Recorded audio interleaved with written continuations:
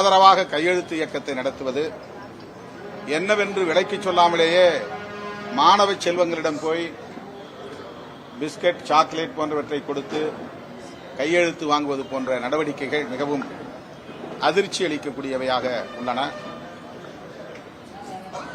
வட இந்திய மாநிலங்களில், குறிப்பாக இந்தியை தாய்மொழியாக கொண்ட மக்களிடையே இருமொழிக் கொள்கையே நடைமுறைப்படுத்தப்படுவதில்லை என்பதுதான் யதார்த்தமான உண்மை. அங்கேயெல்லாம் மூன்று மொழி கொள்கை என்ற பேச்சே இல்லை. தென்னிந்திய மாநிலங்களில், குறிப்பாக தமிழ்நாட்டில் திரும்ப திரும்ப மூன்று மொழி என்கிற குரலை இவர்கள் உயர்த்துவது எந்த வகையிலும் ஏற்புடையதல்ல. தமிழ் மொழி உலகின் தலை சிறந்த மொழிகளுள் ஒன்று, முதன்மை மொழிகளுள் ஒன்று, நீண்ட நெடிய பாரம்பரியமுள்ள ஒரு மொழி, அனைத்து செல்வங்களும் குவிந்துள்ள ஒரு மொழி. அத்தகைய மொழியை காலப்போக்கிலே சிதைப்பதற்கான ஒரு முயற்சிதான் இந்தியை கட்டாயமாக்குவது. எந்த சூழலிலும் அதற்கு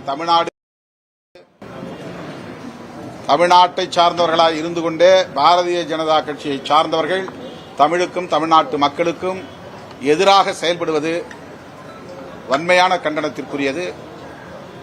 தமிழ்நாட்டு மக்களை மொழியின் பெயரால் பாகுபடுத்தி அவர்களை சிதறடிக்க முயற்சிப்பதை வன்மையாக விடுதலை சிறுத்தைகள் கட்சி கண்டிக்கிறது.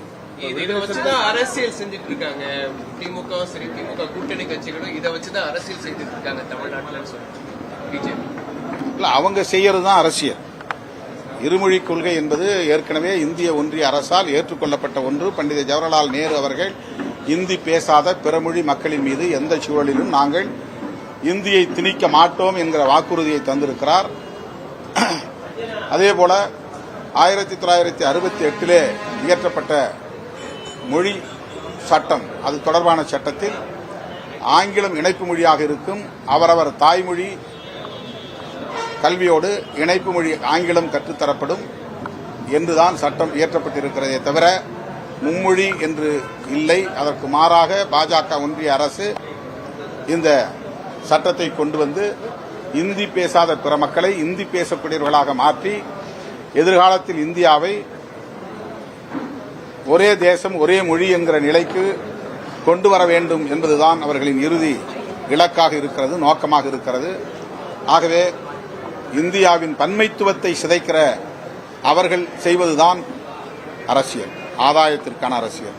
இந்த திணிப்பு இல்ல, திணிப்பே கிடையாது. இது வந்து ஒரு மொழியோடைய கம்யூனிகேஷன் வளர்க்கறதுக்காக மொழி கற்றுத்தர. இந்தியை படிப்பதால் என்ன பயன்? எதற்காக இந்தியை எல்லோரும் படித்தாக வேண்டும் என்கிறார்கள்?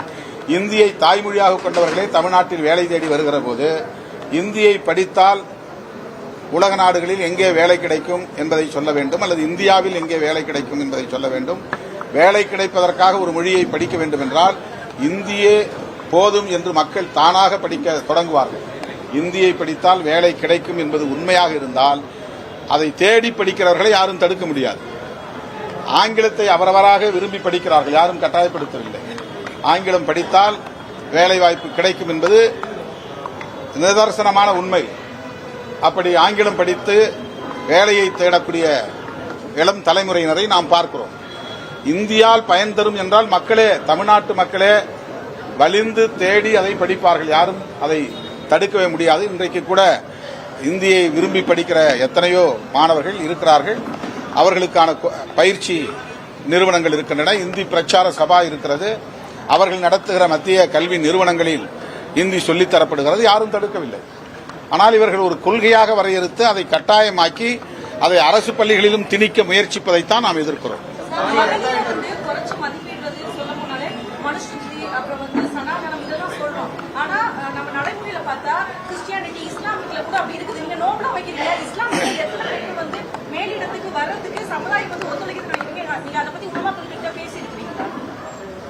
நான் ஒரு இஸ்லாமியர் அல்ல, நான் கிறிஸ்தவர் அல்ல. நான் என்னுடைய சான்றிதழின்படி, என்னுடைய சமூகத்தின்படி, என்னுடைய குடும்பத்தின்படி நான் சார்ந்த சமூகத்தை பற்றித்தான் நான் பேச முடியும். உலகத்தில் எந்த மதத்திலும் பிறப்பின் அடிப்படையில் உயர்வு தாழ்வு என்ற கொள்கையை கொண்டிருக்கவில்லை. நடைமுறையில் சில முரண்பாடுகள் இருக்கலாம், அது வேறு.